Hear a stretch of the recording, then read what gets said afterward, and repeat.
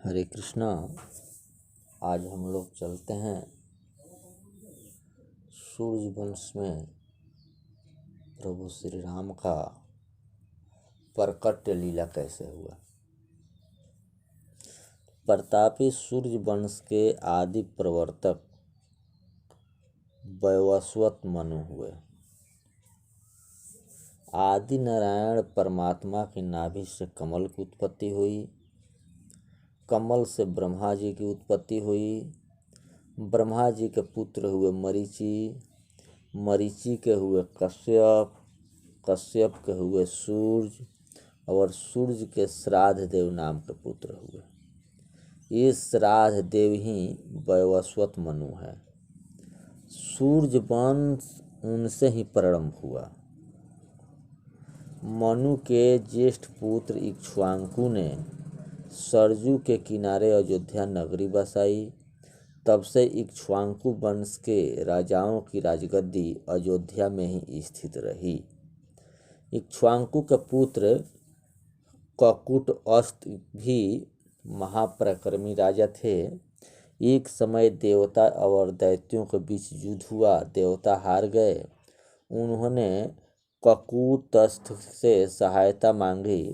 ककुटस्थ ने कहा, इंद्र मेरा वाहन बने तो मैं दैत्यों के साथ युद्ध करने जाऊं। गरज बावली होती है।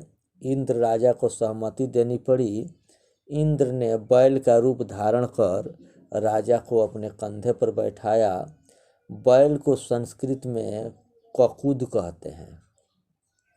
ककुद के कंधे के ऊपर बैठे, इससे इनका नाम पड़ा ककुटस्थ। ककुटस्थ ने दैत्यों को हराया। ककुटस्थ के वंशज काकुस्थ कहलाए।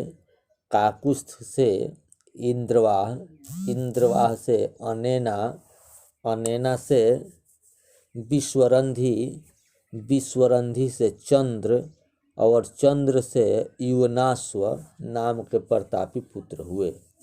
युवनाश्व के सावसी, सावसी के बृहदस्व, बृहदस्व के कुवल्याश्व, कुवल्याश्व के दृढ़ाश्व, दृढ़ाश्व के हर्यश्व, हर्यश्व के निकुंभ, निकुंभ के बहेड़ाश्व, बहेड़ाश्व के कृताश्व, कृताश्व के शयनजीत, शयनजीत के युवनाश्व और युवनाश्व के मांधता नाम के महापराक्रमी पुत्र हुए। मांधता अदस्यु नाम से भी विख्यात हुए। मांधता ने सागरों सहित 7 द्वीपों को जीता था और पृथ्वी पर एक छत्र राज किया था। मांधता की 7वीं पीढ़ी में सत्यव्रत हुए। ये सत्यव्रत त्रिशंकु नाम से प्रसिद्ध हुए। ये सत्यवादी, उदार, धर्मनिष्ठ और जितेंद्रिय थे। उन्होंने अनेक प्रकार के यज्ञ किए और धर्म पूर्वक प्रजा का पालन किया। एक ऐसा उत्तम यज्ञ करने की उनकी इच्छा हुई कि जिसके पुण्य के प्रभाव से मनुष्य सदैव स्वर्ग में जा सके।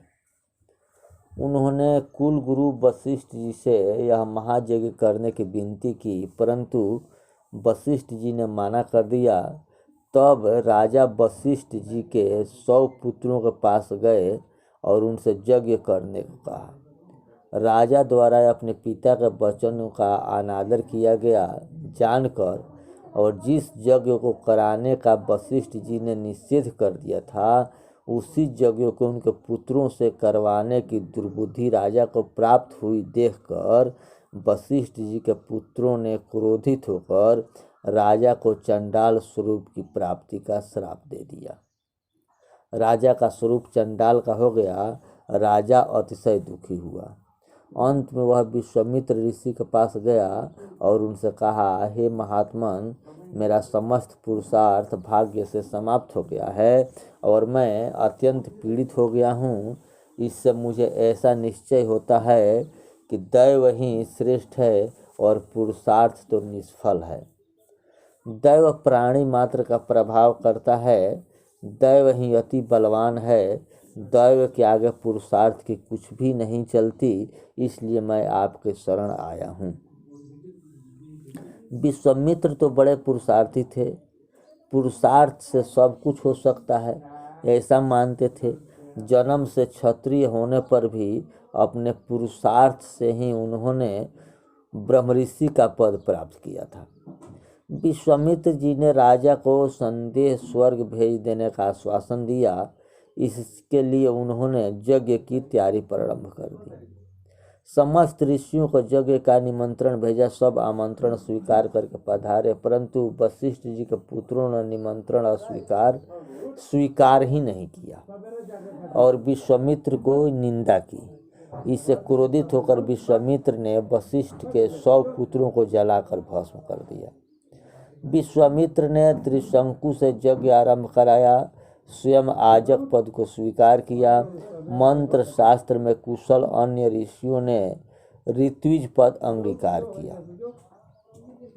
महातपस्वी विश्वामित्र ने हवीर भाग लेने के लिए देवताओं का आवाहन किया, परंतु जब देवता भाग लेने नहीं आए तो विश्वामित्र जी अत्यंत क्रोधित हुए।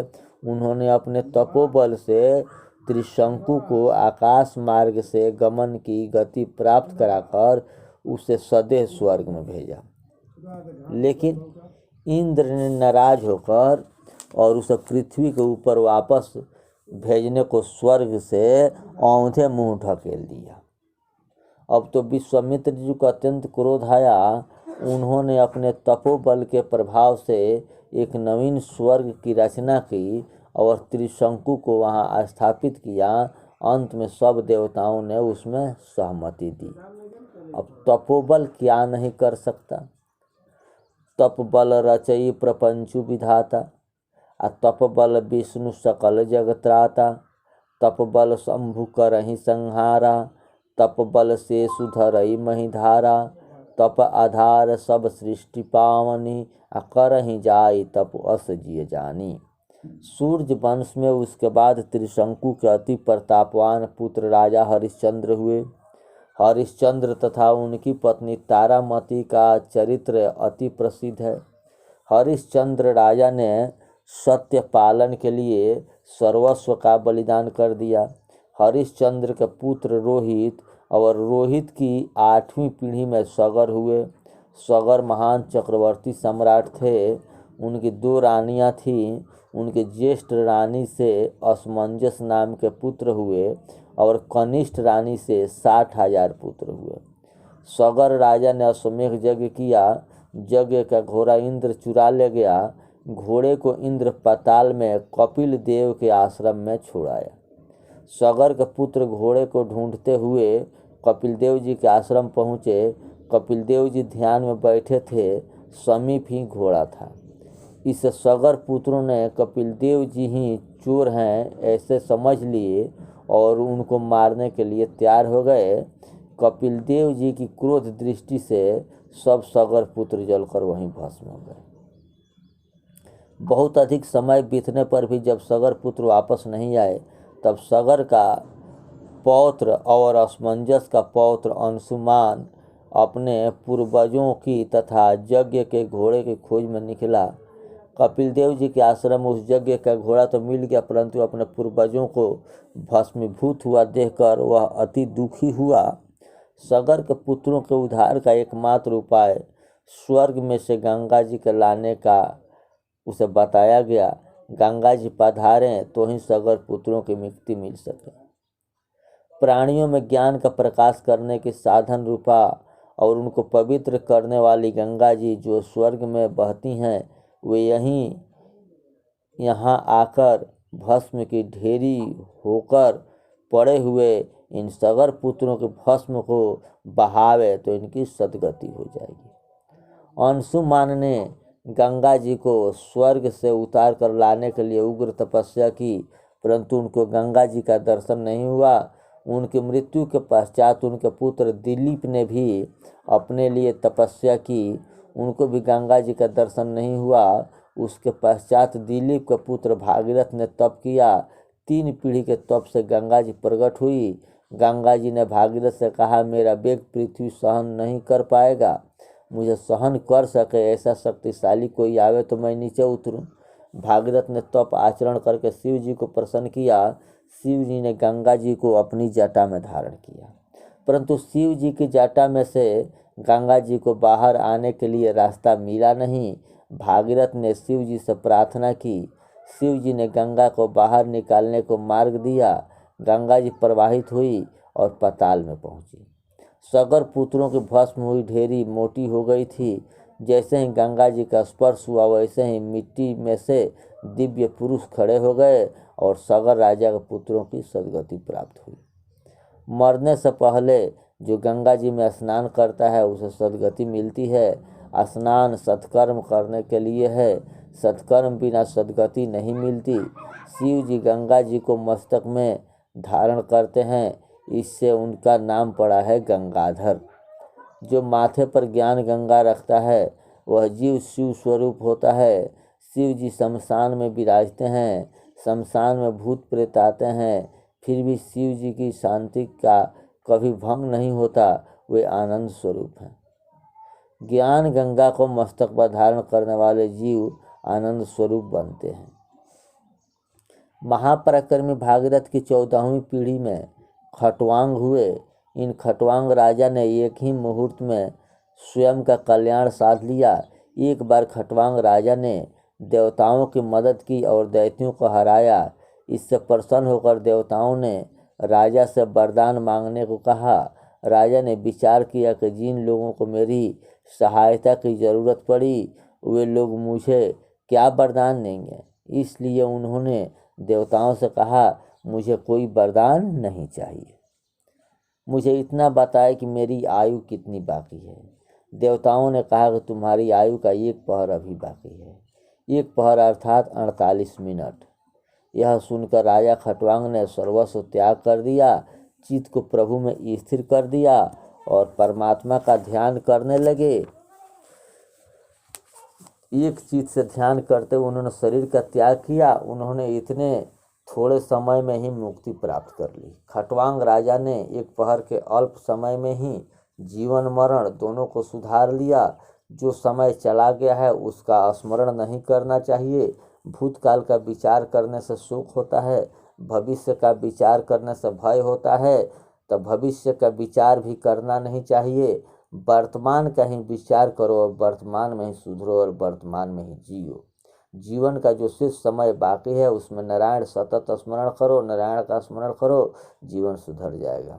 खटवांग के पुत्र हुए दिलीप। दिलीप अति धर्मनिष्ठ राजा थे। उन्होंने सिंह के लिए अपने शरीर को भक्ष्य रूप में देकर गाय का रक्षण किया था। मुक्त प्राणी के लिए प्राणों का बलिदान करने वाले चक्रवर्ती महाराज दिलीप का चरित्र अति दिव्य है। दिलीप के पीछे उनके पुत्र हुए रघु अयोध्या की गद्दी पर आए। रघु राजा महान चक्रवर्ती सम्राट बने। उन्होंने सर्व शिक्षण यज्ञ किया। सर्व दक्षिण यज्ञ में स्वयं के शरीर पर पहने हुए कपड़ों के अलावा समस्त संपत्ति दान दक्षिणा में दे देनी होती है। रघु राजा ने अपने सर्वस्व का दान दे दिया। रघु राजा की कीर्ति बहुत फैली और सूर्य वंश रघु वंश के नाम से वहीं प्रसिद्ध हो गया। रघु के पुत्र अज हुए। अज राजा ने अति सौंदर्यवती इंदुमती के साथ विवाह किया। उनके पुत्र दशरथ हुए। सूर्य वंश में से अनेक महापराक्रमी चक्रवर्ती सम्राट हो गए। उनमें से प्रत्येक ने अपने बाहुबल से, मनोबल से, बुद्धि बल से, तपोबल से, धर्म बल से, व्रत बल से, निष्ठा बल से अथवा दान शौर्य से अनेक प्रकार की स्त्रियां प्राप्त की थी। ऐसे पुण्यशाली गौरवशाली वंश में दशरथ राजा का जन्म हुआ था। उनकी शौर्य संपत्ति अगाध थी, सेना विशाल थी और दूर दूर के प्रदेशों तक उनकी कीर्ति फैली हुई थी। राजा धर्म और न्यायपूर्वक राज्य करते थे। हरे कृष्णा। सूर्यवंश की कथा यहीं, अगले एपिसोड में भगवान की अवतार की कथा।